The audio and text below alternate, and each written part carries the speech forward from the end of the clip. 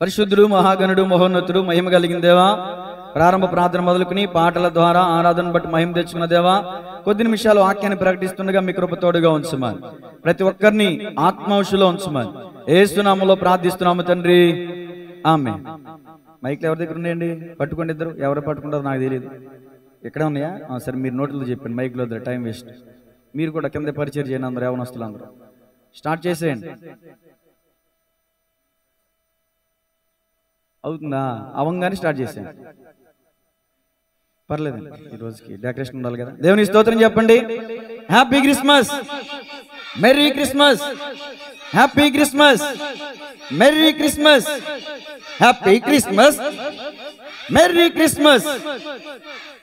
Happy Christmas ఎలా చెప్పాలి తెలుసా? నవ్వుతూ చెప్పాలి. అలా చూస్తారండి.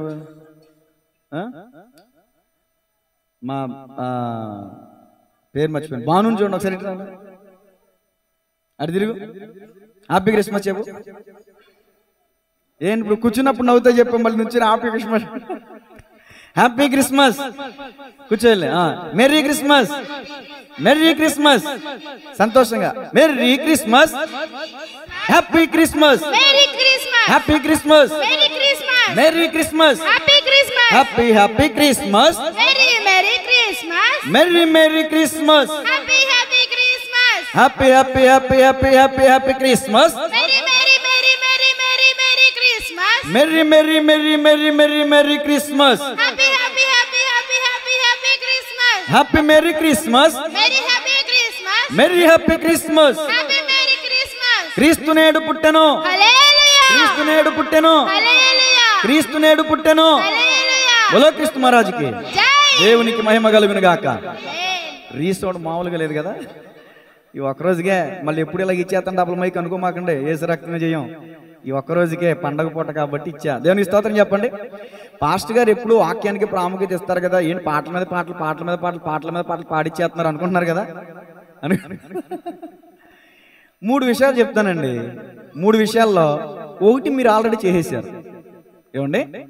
2 నేను చేస్తున్నాను, 3 మీరే చేయాలి. ఏంటంటారు అది? ఒకటి ఆల్రెడీ మీరు చేసేసారు,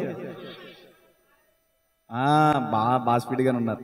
2 నేను చేస్తాను ఇప్పుడు, 3 మీరు చేయాలి. కానుకలు ఇవ్వాలి. యేసు రక్తమే చేయం. దేవునికి స్తోత్రం చెప్పండి. యేసు ప్రభులు వారు పుట్టినప్పుడు ఎవరెవరు వచ్చారు చెప్పండి. ముందు పైనుంచి వద్దాం. పైనుంచి ఎవరు వచ్చారు? దోతలు వచ్చి ఏం చేశారు? పాటలు పాడారు. ఇప్పుడు పాటలు పాడిన వాళ్ళందరూ దోతలు. దేవునికి స్తోత్రం. పాటలు ఊరినే పాడచ్చు. క్రిస్మస్ లో పాటలు కూడా ఒక భాగం. ప్రతి ఆదివారం మీకు ఇంత ఛాన్స్ ఇస్తానా నేను? ఇంత అవకాశం కాబట్టి ఈ ఒక్కరోజుకే దేవదూతలు ఏమని పాడారో చూద్దాం. లూకా శుభవార్త 2వ అధ్యాయము 11వ వచనం. దావీదు పట్టణమందు నేడు రక్షకుడు మీ కొరకు పుట్టి ఉన్నాడు, ఈయన ప్రభు అయిన క్రీస్తు. దానికిదే మీ కానువాలు. ఒక శిశువు పొత్తిగుడ్డలతో చుట్టబడి ఒక తొట్టులో పండుకొనిండుట మీరు చూచెదని వారితో చెప్పాను.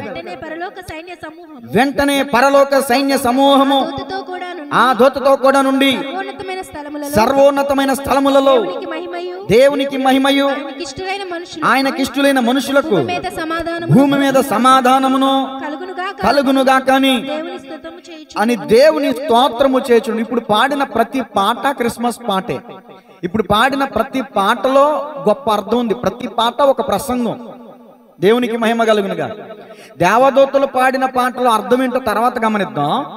అసలు బెత్లెహేములో ఉన్నటువంటి వాడికి ఏంటంటే, చరిత్రకారులు, అనుభవజ్ఞులు, అభిషక్తులు చెప్పే మాట ఏంటంటే, ఆనాడు బెత్లెహేములో ఎవరైనా మగపిల్లవాడు పుడితే ఆ ఊరి వారందరూ వచ్చి ఆ ఇంట చేరి పాటలు పాడడం అనేది ఆనవాయితీ, లేకపోతే ఆచారం.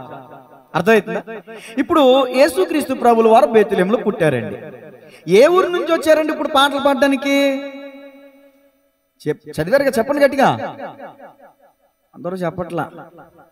అది అలా రెప్పలే రావాల. పరలోకం నుంచి రావడానికి గల కారణం ఏంటి అంటే, యేసుక్రీస్తు ప్రభుల వారి యొక్క పుట్టుక ఒక బెత్లెహేముకి సంబంధించింది మాత్రమే కాదు, దేవదూతలకు కూడా ఆశ ఉందంట. ఏంటి ఆశ? అయ్యా మిమ్మల్ని చూడాలయ్యా. వాళ్ళ హృదయంలో ఉన్న ఆశ కూడా దేవుడు చూస్తాడు కదా. ఎందుకంటే నిత్యము దూతల యొక్క పరిస్థితి ఏంటంటే, దేవుడు పరిశుద్ధుడు పరిశుద్ధుడు పరిశుద్ధుడు అని మానక రేయింబగళ్ళు కోటాను కోట్ల దూతలచే స్తుతింపబడుతున్నటువంటి దేవుడు వారి ద్వారా స్తుతింపబడుతున్నాడు. కానీ వాళ్ళకి దేవుణ్ణి చూసే ఆధిక్యత లేదు, ఆ యొక్క శక్తి లేదు, ఆ యొక్క పవర్ లేదు. ఎందుకండి, కోటి సూర్య తేజస్సుని కంటే మించిన వెలుగులో నివాసము చేర్చున్నటువంటి దేవుడు మన దేవుడు. ఆయన వెలుగు, దివ్యతీతి దేవ అంటే దేవుడు వెలుగై ఉన్నాడని మన హైందవ గ్రంథం కూడా ఘోషిస్తుంది. దేవుని స్తోత్రం చెప్పండి. అదే మాట యేసు ప్రభుల వారు కూడా చెప్పారు, నేను లోకమునకు ఆ వెలుగుని దేవదూతలు కూడా చూడలేకపోతున్నారు. ఆ దేవదూతల హృదయంలో ఆశ ఉందంట, దేవా నేను చూడాలి. అదేంటండి, ఆయన దగ్గరే ఉంటున్నారు అంటున్నారు, ఆయన పక్కనే ఉన్నారు అంటున్నారు, ఆయన చూడడానికి అవకాశం లేదా? లేదు. మరి దేవదూతలు ఏం చేస్తారు అక్కడంటే, 2 రెక్కలతో, 6 రెక్కలు ఉంటాయి, 2 రెక్కలతో ఏం చేస్తాయండి, ముఖాన్ని కప్పుకుంటాయి. 2 రెక్కలతో కాళ్ళను కప్పుకుంటాయి, 2 రెక్కలతో ఎగురుతాయి. అంటే ఎందుకండి వాళ్ళు ముఖాన్ని మూసుకున్నారంటే వెలుగును చూడలేరుగా. దేవునికి స్తోత్రం కలుగునుగా. అంత మాత్రమే కాదు, ఆ దేవదూత మనందరికీ కూడా ఒక పాఠం నేర్పిస్తుంది. మనం కూడా దేవుని మందిరానికి వచ్చినప్పుడు 2 రెక్కలతో మన ముఖాన్ని కప్పుకోవాలండి. దాని అర్థం, ఈ ముఖాన్ని కప్పుకోవడం అంటే నీవు ఉపవాసం ఉన్నప్పుడు నీ ముఖం కడుక్కొని అని ఉంది కదండి. అక్కడ ముఖం అంటే దాని అర్థం జ్ఞానేంద్రియాలు ఉంటాయి కదా, కళ్ళు, ముక్కు, చెవి, నాలుక, ఏమండి చర్మం, ఇవన్నీ జ్ఞానేంద్రియాలు అంటారు. అర్థమవుతుందా? ఈ జ్ఞానేంద్రియాల్లో మోహపు చూపు అనేది ఉండకుండా ఉండాలి. ఏమండి, ముక్కు మీద ఏముంటది, అది లేకుండా ఉండాలి. పెదవుల మీద ఏముంటది, అగ్ని అగ్ని చదివించిన కదా శనివారం, అగ్ని మండుచున్నట్టుంటదంట. ఇదిగో ఈ చెవుల ద్వారా వ్యర్థమైన వాటిని వినడానికి వీల్లేదు. అంటే నీ ముఖాన్ని కప్పుకోవాలి. 2 రెక్కలతో కాళ్ళను కప్పుకున్నాయి. అంటే నీవు దేవుని మందిరమునకు పోవునప్పుడల్లా, అంటే కాళ్ళతో వస్తాం కదండి, పోవునప్పుడల్లా నీ ప్రవర్తన అంతటిని జాగ్రత్తగా చూచుకో. దేవుని మందిరానికి వచ్చినప్పుడు వెళ్ళినప్పుడు మన ప్రవర్తన చాలా జాగ్రత్తగా కాపాడుకోవాలండి. బుద్ధిహీనంగా మాట్లాడకూడదంటండి, పెక్కు మాటలు మాట్లాడకూడదంటండి. ఆకాశం ముందు దేవుడు ఉన్నాడు, భూమి మీద మనం ఉన్నాం. అది చదివినప్పుడల్లా నాకు ఒక హెచ్చరిక, నాకు కొరడా పెట్టి కొట్టినట్టు ఉంటుంది. దేవునికి స్తోత్రం కలుగుగా. దేవదూతలు చేసే పని అది. 2 రెక్కలతో ఎగురుతున్నాయండి. ఎగరటం అంటే దాని అర్థం అవి బంధింపబడలేవు. అలాగే క్రీస్తునందు విశ్వాసం ఉంచిన మనందరం కూడా వేటి చేత బంధింపబడి ఉండడానికి వీల్లేదు, స్వతంత్రులుగానే మనం ఉండాలి. గట్టిగా చెప్పలు కొట్టి ధ్యానం మహిమపడతాం. దేవదూతలు మనకు నేర్పిస్తున్న పాఠం. దేవదూతలు పరలోకమును విడిచి భూమి మీదకి రావడానికి గల కారణం, యేసుక్రీస్తు ప్రభుల వారి పుట్టుక ఒక్క బెత్లెహేముకు సంబంధించింది కాదు, పరలోక సంబంధమైన పుట్టుక. దేవునికి స్తోత్రం చెప్పండి గట్టిగా. పరలోకం నుంచి దేవదూతలు దిగొచ్చి పాట పాడుతున్నారంటే మరి పరలోక సంబంధమైన పుట్టుకేగా అది. ఆయన పుట్టుకలో ఉన్న విశిష్టతల గురించి నేను చెప్పట్లేదు, కానీ 3 విషయాలు చెప్తా. ఆ దేవదూతలు ఏం పాడారండి అంటే, సర్వోన్నతమైన స్థలములలో దేవునికి మహిమయు, ఆయనకి ఇష్టలైన మనుషులకు భూమి మీద సమాధానము కలుగునుగాక అని దేవదూతలు పాడారు. ఆ పాటకి తగిన జీవితం మనలో ఉందా లేదా పరిశీలన చేసుకుందాం. ఆయనకి ఇష్టలైన మనుషులకు భూమి మీద సమాధానం. ఎవరండి ఆయనకి ఇష్టలు? ఇంటిపైన స్టార్ ఇట్టి ఇంట్లో బారిట్టేవాళ్ళ? ఏం రాంబాబు గారు కాదుగా. మరి ఎవరు ఆయనకి ఇష్టలు? దేవుని యందు విశ్వాసం ఉంచి ఆయన అడుగుజాడలో నడుస్తూ పరిశుద్ధతను కలిగి జీవిస్తూ క్రీస్తుని పోలి నడుచుకున్నట్టే ఆయనకి ఇష్టం. మరొక మాట చెప్పాలి, యథార్థవంతులే ఆయనకు ఇష్టలు. ఆయనకి ఇష్టలైన మనుషులకు భూమి మీద సమాధానం కలుగుద్ది అంటే, లేకపోతే కలగదనే అర్థం.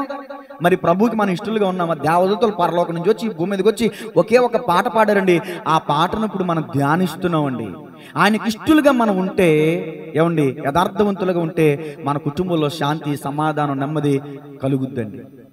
ప్రార్థన చేస్తానో లేకపోతే పూజ చేస్తానో నమాజ్ చేస్తానో కాదండి సమాధానం వచ్చేది. సమాధానం రావాలంటే ముందు ప్రభుకి ఇష్టలుగా జీవించాలి.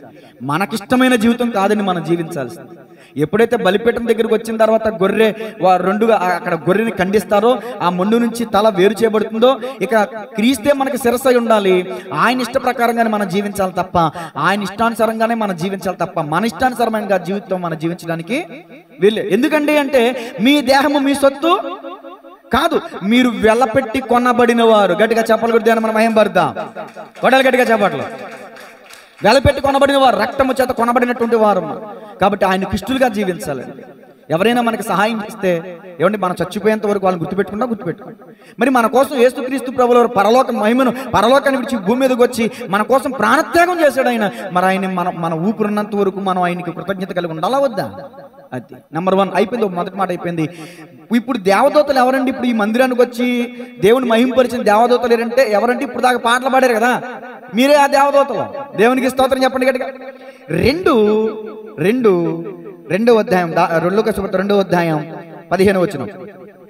ఆ దూతలు తమ యుద్ధ నుండి పరలోకమునికి వెళ్ళిన తర్వాత ఆ గొర్రెల కాపరులు జరిగిన ఈ కార్యమును ప్రభు మనకు తెలియజేయించి ఉన్నాడు.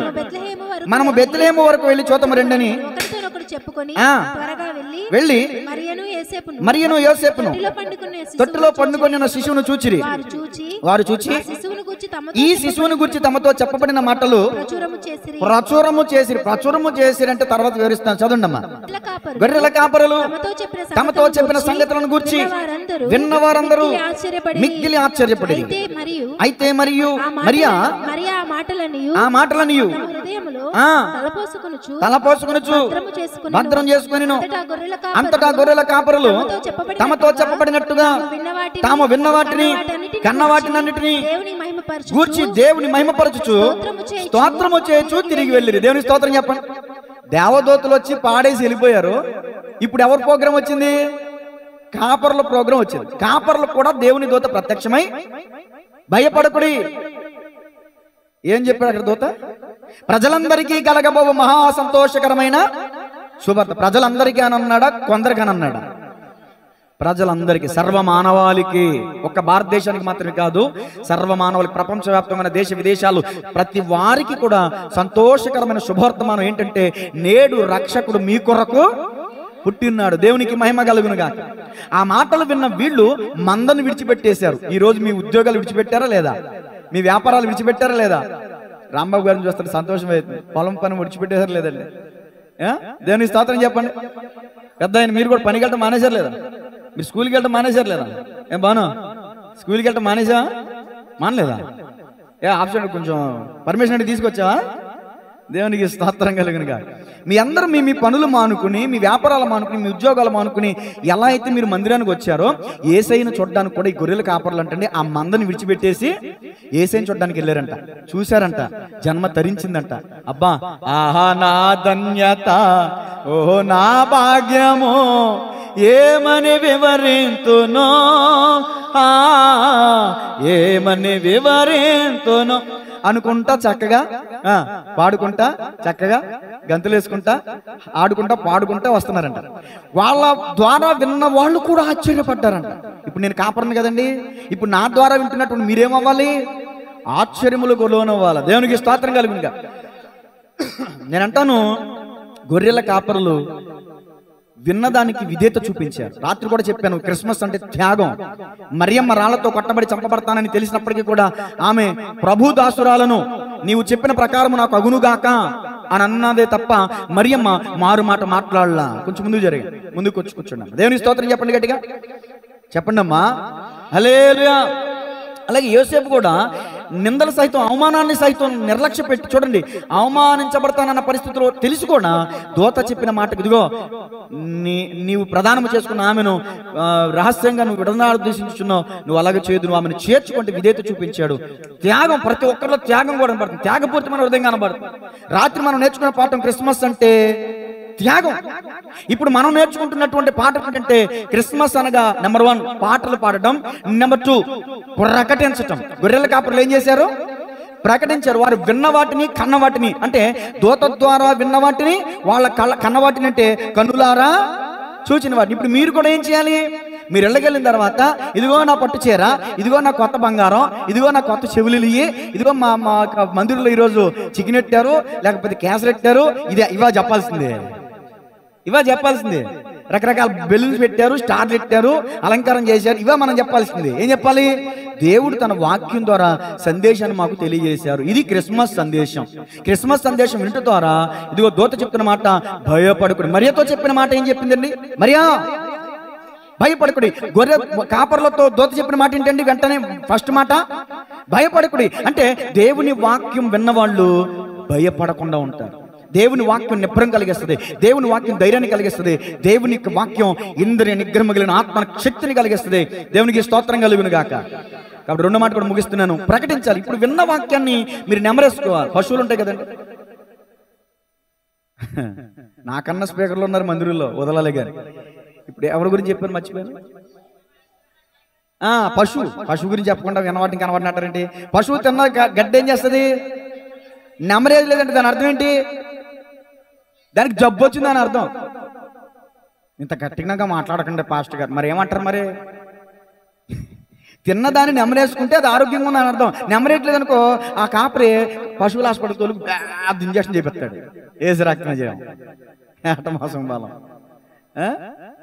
మీరు కూడా ఇప్పుడు విన్న వాక్యాన్ని ఏం చేయాలి? నెమరేసుకోవాలి, ధ్యానించాలి.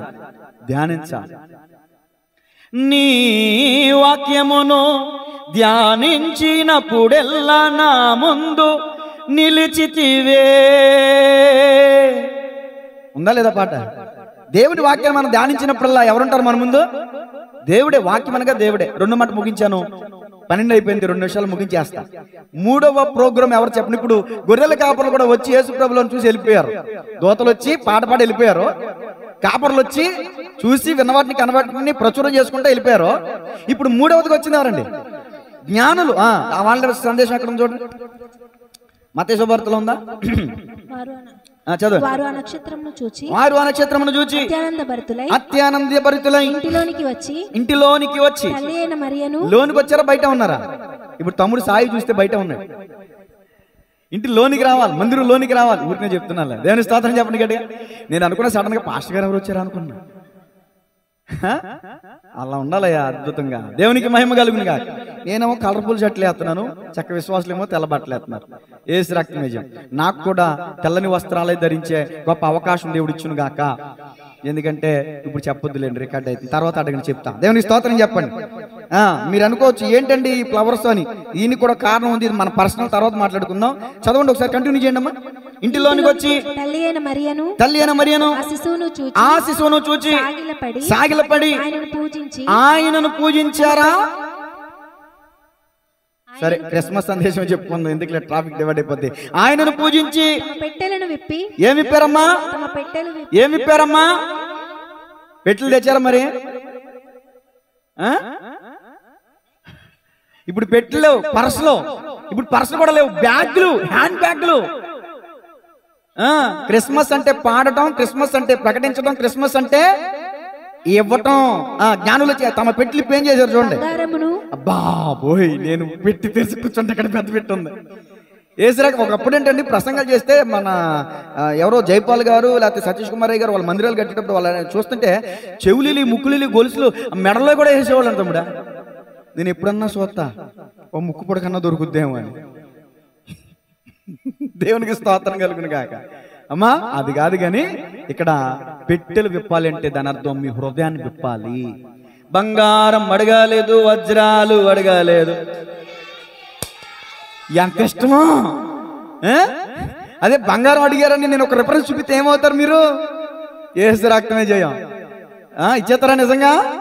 దావీదు మందిరం కట్టినప్పుడు మొత్తం దాసుకున్నదంతా ఇచ్చేసాడంట. యేసు రక్తమే జయం అంటాడు. నా స్వసంపాద్యంలో నుంచి కొంత ఇచ్చాను. మీరు కూడా క్రిస్మస్ కానుకలు ఇచ్చారులేండి, మిమ్మల్ని ఏమి నేను నెగిటివ్ గా మాట్లాడట్లేదు కానీ చదవండి అమ్మా. బంగారం, సాంబ్రాణి, బోలమును కానుకలుగా ఆయనకు సమర్పించింది. చాలండి, ఇదండి క్రిస్మస్ అంటే. ఇదే అనేది చెప్పడం చాలా విషయాలు ఉన్నాయి. ఒక్క మాటలో చెప్పాలంటే క్రిస్మస్ అంటే, రాత్రి చెప్పిన మరలా చెప్తున్నాను, క్రీస్తును ఆరాధించుట. Christ plus mass, Christmas. Christ అంటే క్రీస్తు, మాస్ అంటే ఆరాధించుట, క్రీస్తును ఆరాధించుట. దేవుని స్తోత్రం చెప్పండి గట్టిగా. క్రీస్తును ఆరాధించడానికి పరలోకములో నుండి సైన్య సమూహం దిగొచ్చారంటే పరలోక సంబంధమైన పుట్టుక ఆయన పుట్టుక. పరలోకం నుంచి దేవదూతలు వచ్చి ఆయన ఆరాధించారు. గొర్రెల కాపరులు దేవదూత ద్వారా బోధించబడిన మాట విని వెళ్ళి యేసయ్యను చూచి ఆయన ఆరాధించారు. అదండి పాటలు పాడడం ఆరాధించడం అంటే. ఏమండి? రెండవదిగా ప్రకటించడం ఆరాధించడం అంటే. మూడవదిగా ఇవ్వటం ఆరాధించడం అంటే. దేవుడు లోకమును ఎంతో ప్రేమించి ఆయన ఏకైక కుమారుని ఏం చేశాడు మన కోసం? చెప్పండి. ఇచ్చేసాడు ఆయన, తన ఏకైక కుమారుని మనకి ఇచ్చేసాడు ఆయన. క్రిస్మస్ అనగా ఇచ్చుట. దేవునికి మహిమ కలుగును గాక. పుచ్చుకొనుట కంటే ఇచ్చుట శ్రేష్టం అంట. దేవునికి మహిమ కలుగును గాక. కాబట్టి వీళ్ళు బంగారం, సాంబ్రాణి, బోళం సమర్పించారు. వీటికి అర్థాలు చెప్పి ముగించేస్తాను ఒక నిమిషంలో. బంగారం పరిశుద్ధతకు సాదృశ్యం. బంగారం కిరీటాలు ఉంటాయి కదా, రాజులకు సాదృశ్యం కదా. అది నెంబర్ 1. బంగారం పరిశుద్ధతకు సాదృశ్యం. నీవు నన్ను శోధించిన పిమ్మట నేను శుద్ధ సువర్ణము వలె మార్చబడుదును. పరిశుద్ధతకు సాదృశ్యం. వాళ్ళు బంగారం ఎందుకు ఇచ్చారంటే ఆయన రాజులకు రాజని, మహాగణుడని, యూదులందరికీ రాజుగా పుట్టినవాడు ఎక్కడైనా వాళ్ళే అడిగారు కదా. ఆయన రాజు అని వాళ్ళు గ్రహించారు. వాళ్ళెలా గ్రహించారండి? జండ్ అవెస్తా గ్రంథములో, ఏమంటే పారసీకుల మత గ్రంథమైనటువంటి జండ్ అవెస్తా గ్రంథములో క్రీస్తుని గురించిన ఛాయ వాళ్ళు గమనించారు. ఇదో సంఖ్యాకాండంలో రాయబడింది, యాకోబులో నక్షత్రము ఉదయించును. సంఖ్యాకాండంలో ఉంటుంది అన్నమాట. ఆ మాటను పట్టుకుని వాళ్ళు వచ్చేసారంతే. వాళ్ళ దగ్గరికి దోతలు వెళ్ళా. గొర్రెల కాపరి దగ్గరికి ఎవరు వెళ్ళారు చెప్పండి? గొర్రెల కాపరి దగ్గరికి ఎవరు వెళ్ళారు? వాళ్ళకి పెద్ద జ్ఞానం లేదు. వాళ్ళకి జ్ఞానం కలిగిన వాళ్ళకేమో జ్ఞానం కలిగినట్టుగా సూచన మాత్రం ఇచ్చాడు దేవుడు. జ్ఞానం లేని వాళ్ళకేమో దోతను పంపించి సమాచారం అందించాడు. అందించాడు. మీరు జ్ఞానం ఉన్న వాళ్ళు లేని వాళ్ళు నాకు తెలీదు. ఏదేమైనప్పుడు కూడా సమాచారం ఈరోజు మీకు ప్రకటించబడుతుంది. దేవునికి స్తోత్రం కలుగునుగా. సర్వలోకమునకు ఈరోజు సువార్త ప్రకటించబడుతుందండి. దేవునికి మహిమ కలుగునుగా. బంగారం పరిశుద్ధతకు సాదృశ్యం. సాంబ్రాణి పూజార్హుడు ఆయనే. ఆయనను పూజించారా, మరియమ్మను పూజించారా? చెప్పాలి. అక్కడ చూడడానికి మరియను శిశువును చూశారు, కానీ ఆయనను పూజించారు, మరియమ్మను పూజించలేదు. క్రిస్మస్ అంటే క్రీస్తును పూజించాలి, క్రీస్తును పూజించాలి. ఇప్పుడు చంద్రబాబు నాయుడు గారు వచ్చారండి బుల్లెట్ ప్రూఫ్ కారులో, ₹1,00,00,000 కారు. ఇప్పుడు మనం కారుకు దండేస్తామా, ఏసైకి దండేస్తామా? ఎందుకు క్షమించాలి, చంద్రబాబు గారికి దండేస్తామా? నేను అడిగితే మీరు కూడా ఏసై అంటారండి, చంద్రబాబు అనుకుంటా. మరలా అడుగుతున్నా, కారుకి దండేస్తామా, చంద్రబాబు గారికి దండేస్తామా? ఇప్పుడు మనలో క్రైస్తవులు చాలా మంది ఎవరికి వేస్తున్నారు? మరియమ్మ అంటే దాని సాదృశ్యం ఎవరు? మరియమ్మ తల్లికి దండలేసే వారికి చెప్తున్నాను నీ మాట. రికార్డ్ అయితే అయింది. దేవునికి స్తోత్రం కలుగునుగా. ఎన్ని సంవత్సరాల నుంచో ప్రకటించి ప్రకటించి ప్రకటించి ప్రభునందు నిద్రించిన వాళ్ళు ఉన్నారు. నాలంటి వారిని మళ్ళీ దేవుడు లేపుకుని రోషం పుట్టించి మరలా మాట్లాడుతున్నా. దయచేసి జ్ఞానం తెచ్చుకోండి. ఎవరిని స్తుతించాలి, ఎవరిని ఆరాధించాలి, ఎవరిని మహిమపరచాలి, ఎవరిని గణపరచాలంటే స్తుతికి పాత్రుడు, స్తోత్రార్హుడు, అధిక స్తోత్రం నొందదగిన వాడు ఆయన మాత్రమే. గట్టిగా చెప్పలు కొడుతూ దేవుని మనం మహిమపడదాం. ఆయన మాత్రమే పూజారుడు, మరెవరు కాదు. ఆయనకు చెందవలసిన మహిమ దేవుడు అంటాడు, నాకు చెందవలసిన మహిమను నేను వేరొకరికి ఇచ్చువాను. ఎందుకు ఇస్తున్నారు మీరు మహిమని? ఫర్ ఎగ్జాంపుల్, ఆ స్థానంలో మీరు నన్ను ఏదైనా గౌరవించి నాకు దండేసినా అంతే పరిస్థితి. యేసురక్తమై నన్ను కనపరుస్తున్నట్లు లెక్క. మనుషులు కనపరచబడడానికి వీల్లేదు. అర్థమవుతుందండి? కాబట్టి నేను ముగిస్తున్నాను. సాంబ్రాణి అంటే పూజార్హుడు అని అర్థం. బంగారం దేనికి సాదృశ్యం? పరిశుద్ధత. సాంబ్రాణి పూజార్హుడు. 3 ఏం తెచ్చారంటండి? బోళం అంటే దాని అర్థం చెప్పండి. ఇప్పుడు మీరు ఎవరైనా పుట్టినరోజు, అదేనండి ఆకే, ఆ పుట్టినరోజు ఫంక్షన్కి వెళ్ళారండి. వెళ్ళినప్పుడు చనిపోయినప్పుడు ఏం పట్టుకెళ్తారు? అదే పంచదార పొట్లను పట్టుకెళ్తారు కదా, అంతే కదా, తీపి పట్టుకెళ్తారు. ఇప్పుడు ఎవరన్నా పుట్టినరోజు పండుగకి వెళ్ళినప్పుడు కేజీ పంచదార కట్టించుకుని పట్టుకెళ్తారా? ఎందుకు పట్టుకెళ్తారా? ఊరుకొని భాష గారు చనిపోయిన వాళ్ళ ఇంటికి తీసుకెళ్తారు. కానీ మరి వీళ్ళు బోళం ఎందుకు తెచ్చారండి? ఇప్పుడు మనకి చనిపోతే బాడీ 2-3 రోజులు ఉంచాలంటే కూలింగ్ ఫ్రిడ్జ్ ఉంది కదా, అప్పుడు అవి లేవు. బోళం అనే ఒక చెట్టు ఆకు తీసి ఏమండి ఆ ఆకుతో ఆ బాడీని సిద్ధపరిస్తే నిలవ ఉండేదంట. చనిపోయినప్పుడు కావలసినటువంటి బోళాన్ని ఎందుకు తెచ్చారంటే వాళ్ళకి తెలుసు, జ్ఞానులకి, ఈయన పుట్టింది సర్వమానవాళి కోసం చనిపోవడానికని. దేవునికి మహిమ కలుగునుగాక. కొట్టండి గట్టిగా, నాక దేవునికి మహిమ కలుగునుగా. బోళం అది సూచిస్తుందండి. ఆయన బోళం పునరుద్ధానానికి సూచన. బంగారం పరిశుద్ధతకు, సాంబ్రాణి పూజార్హుడు, మరి బోళం పునరుద్ధానానికి సాదృశ్యం. ఆయన పునరుద్ధానుడు అయ్యారా లేదా? ఎందరెందరో మహానుభావులు మన భారతదేశానికి స్వాతంత్రం తీసుకొచ్చిన వాళ్ళు చనిపోయారు, కానీ ఇప్పుడు వాళ్ళ సమాధులు మూయబడి ఉన్నాయి, మన ముందు ఉన్నాయి. కానీ యేసుక్రీస్తు ప్రభులు వారు సర్వమానవాళికి స్వాతంత్రం తీసుకొచ్చాడు. మనిషి బ్రతుకుతున్న పాపం నుంచి విడిపించి నిజమైన స్వతంత్రతను మనకిచ్చాడు. నేను అంటాను, ఒక సిగరెట్ అయినా కావచ్చు, ఒక మందైనా కావచ్చు, ఒక ప్యాకెట్ అయినా కావచ్చు, ఒక కోడి పందెం అయినా కావచ్చు, అన్యాయం కావచ్చు, అక్రమం కావచ్చు, వేరే అన్యాయపు సిరి కావచ్చు, నీ దగ్గర ఉంటుందంటే నువ్వు స్వతంత్రుడు కాదు. నువ్వు ఆ బానిసలో ఉన్నావంటే నువ్వు స్వతంత్రుడు కాదు. నువ్వు కలిగిన అపవిత్రతను విడిచిపెట్టి పరిశుద్ధత కలిగి జీవించడమే క్రిస్మస్. వచ్చింది వచ్చింది వచ్చింది క్రిస్మస్. మార్పు లేకుండా చేస్తే పాడండి. వచ్చింది వచ్చింది వచ్చింది క్రిస్మస్ పండుగ. మార్పునే కదా, ఇంటికి రంగులు కాదు, వంటికి హంగులు కాదు, అల్లరి ఆటలు కాదు, తాగుబోతు విందులు కాదు. ఇంటికి రంగులు కాదు, వంటికి హంగులు కాదు, అల్లరి ఆటలు కాదు, తాగుబోతు విందులు కాదు. మారు మనసు కలిగిండుటయే క్రిస్మస్, అపవిత్రతను విసర్జించుటే క్రిస్మస్. దేవునికి స్తోత్రం చెప్పండి. హల్లెలూయా. ఇప్పుడు చెప్పండి, క్రిస్మస్ అంటే ఏంటి? అపవిత్రతను విడిచిపెట్టి పవిత్రతను కలిగి జీవించటమే క్రిస్మస్. ఇంతవరకు చెప్పబడి నా దేవుని మాటలు మనందరి హృదయంలో నీరు కట్టి ఫలించునుగాక. ఆమేన్. తలలు వంచని ప్రార్థన చేసుకుందాం. తర్వాత జ్ఞానుల కార్యక్రమం మీదే. ఈ ప్రార్థన అయిన తర్వాత కానుకలు విత్తబడతాయి. మీరు జ్ఞానులు. అది మహాపరిశుద్ధుడు మహోన్నతుడు మహిమ కలిగిన దేవా, నిత్య నివాసిన మా ప్రియ పరలోకపు తండ్రి, విత్తబడిన వాక్యమును బట్టి ప్రార్థన చేస్తున్నాను. 30 60 100 ఆశీర్వాదం దయచేయండి. కుడి వచ్చిన ప్రతి వారిని దీవించండి. ఈరోజు ఆయా భోజనాల కార్యక్రమానికి స్పాన్సర్ చేసిన సహోదరుడు ఈశ్వరుని బట్టి ప్రార్థన చేస్తున్నాను. అయ్యా నీ కుమారుని దీవించండి, ఆశీర్వదించండి, మీ కృపలో భద్రపరచండి. నూతనంగా షాప్ ఓపెనింగ్ చేశారు. అయ్యా షాప్ దీవించబడును గాక. చెప్పాలి గట్టిగా, ఆశీర్వదించబడును గాక. ఆయా తన భార్య ప్రెగ్నెంట్ గా ఉన్నారు, తేలికైన కాన్పు సహోదరికి దయచేయండి. తల్లి బిడ్డ క్షేమంగా ఉండడానికి సహాయం చేయండి. అయ్యా నీ కుమారుడు చేతి పనిని దీవించండి, ఆశీర్వదించండి. అలాగే క్రిస్మస్ సందర్భంగా ఇచ్చిన ప్రత్యేకమైన కానుకలు ఇచ్చిన ప్రతి వారిని పేరు పేరున, ఆయా పేర్లు చెప్పలేను కానీ నీ కృపలో అయా ప్రతి ఒక్కరిని జ్ఞాపకం చేసుకోండి.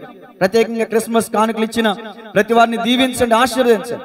అలాగే ఉదయం మొదలుకుని ఇప్పటి వరకు ప్రేమ విందు సిద్ధపరచడానికి ఎంతో ప్రయాసపడిన బిడ్డలను బట్టి ప్రార్థన చేస్తున్నాను. పరిచర్య పాలు పంపులు పొందిన ప్రతి ఒక్కరిని దేవుడు దీవించునుగాక, ఆశీర్వదించునుగాక. ప్రభు సహాయించండి. రాత్రి తెల్లవారులు మేలుకుని నిద్ర లేకుండా ఎంత గొప్పగా మంచిగా డెకరేషన్ చేసిన నీ కుమారుడు వెంకటేష్ ని, తన బృందాన్ని, తన యవనస్తులు, తన వెనక ఉన్న యవనస్తులు ఎవరైతే ఉన్నారో వాళ్లే డబ్బులు వేసుకుని, వాళ్లే కానుకేసుకుని, వాళ్లే రాత్రంతా ప్రభు నీ సన్నిధిలో ఉండి డెకరేషన్ చేశారు. యేసునామములో వారి చేతి పనులు దీవించబడును గాక, వారి భార్య బిడ్డలు దీవించబడును గాక, వారి కుటుంబాలు వర్ధిల్లును గాక, గొప్ప ఆశీర్వాదం వారికి కలుగును గాక. ప్రభు ఇంకా నన్ను మరుచుంటే క్షమించండి. అలాగే ఇప్పుడు ఈ సమయంలో విత్తబడుతున్న కానుకలను బట్టి కూడా ప్రార్థన చేస్తాను. నీ కృపలో ప్రతి ఒక్కరిని జ్ఞాపకం చేసుకో. మంచి వాతావరణం ఇచ్చినందుకు వందనాలయ్యా, స్తుతులు స్తోత్రములయ్యా. సహాయించండి. మీ చిత్తమైతే ఈరోజు రాత్రి కూడా మరలా స్తుతి కొడుకులో పాల్గొని మీ నామను మహింపరిచి కృప దయచేయమా. యేసు నామములో ప్రార్థించి అడిగి వేడుకొంచున్నాము తండ్రి. ఆమేన్. ఒక ఆప్షన్